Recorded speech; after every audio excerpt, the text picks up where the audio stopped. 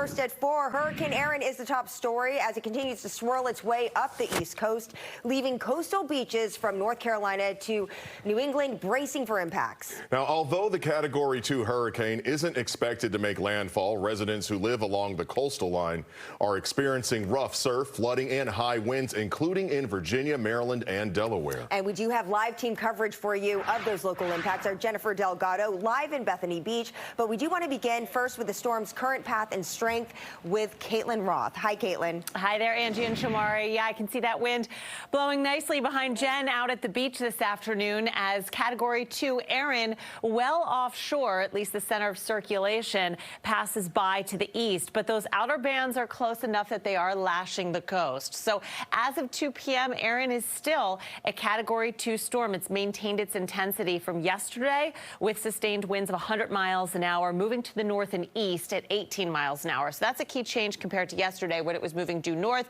It's now moving northeasterly, which is away from the U.S., which is exactly where we want it to head. That all being said, you can see on our satellite and radar plenty of cloud cover, and it's very thick overhead. The thing about this, we are getting a lot of impacts from wind and erosion and rip currents. And yes, it's a cloudy, cool day, northeasterly breezes back home, but we're not getting any rain. Tidal flooding will all be a result of the force of the wind being pushed onshore along the water, but it really has nothing to do with falling rain. We won't see any from Erin. That's too far offshore. But tropical storm warnings are up and down the coast, including all of our Maryland, Virginia, and Delaware beaches. They do extend up into New Jersey, New York, and New England. Here's some current wind gusts, which Jen will experience firsthand and tell us about. But we're gusting to 40 miles an hour in Ocean City, 43 in Cape May, as well as Atlantic City.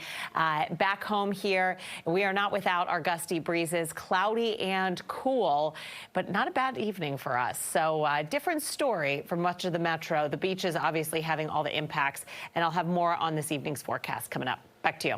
Mayor first, Ron Kayla. And we now want to send it out to Jen. Let's at Bethany Beach right now. Jen, how are the conditions looking there? Yeah, you know, we are out here right now, Bethany Beach, and behind me, you can see where the big waves are right now. We have waves anywhere from about 7 to 12 feet. In fact, it's already come up to the dunes, so they have closed down the beach, rightfully so. You don't see the normal things out here, like the lifeguard stand.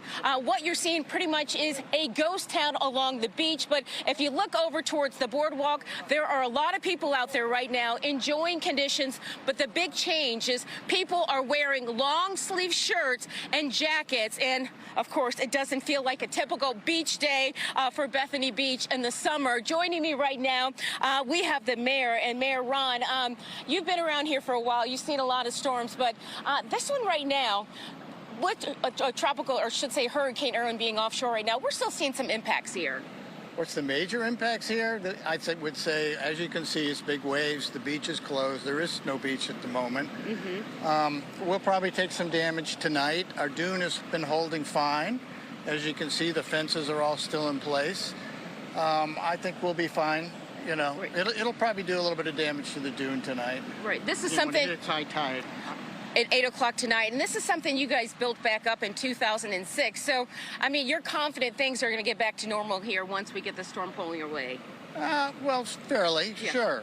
I mean, you can't, something like this, obviously it does some damage to the beach. Right. So, but, you know. You look over here, and people are making the best out of it. They certainly are, yes. I mean, we're open for business. Everything is going on. You know, the waves bring people down just to see what the beach looks like. So, yeah, it is.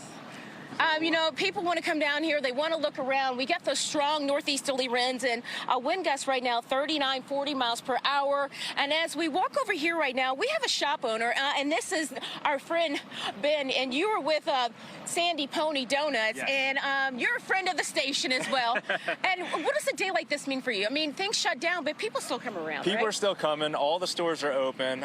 They want to see this, you know, and they want to get as close as they possibly can to the storm, which I don't know why, but they want to see it with their own eyes. Right. You know, the one thing that's good is you like to start it off with a storm that's offshore, not impacting us. Sure. As we get into the hurricane season, because people get prepared for that as well. They do. And, you know, all the homeowners, those are the ones that probably aren't down, but it's the visitors that have already booked their places that are down, and obviously they want to see it, you know. Right. You know what else you want to see? Open up that box of donuts. I mean, look at this. He brought this out here for the Fox 5 crew. I'll bring a few of those back to the station. But again, we do have the wind advisories, the high surf advisories. They're going to go through tonight as well as tomorrow. Of course, coming up, we're going to talk to some of the visitors out here and see how they're dealing with the beach day with Hurricane Erin being out there. We're going to send it back over to you two. Sounds good. Maybe share some of those donuts with them. Thank you, Jen.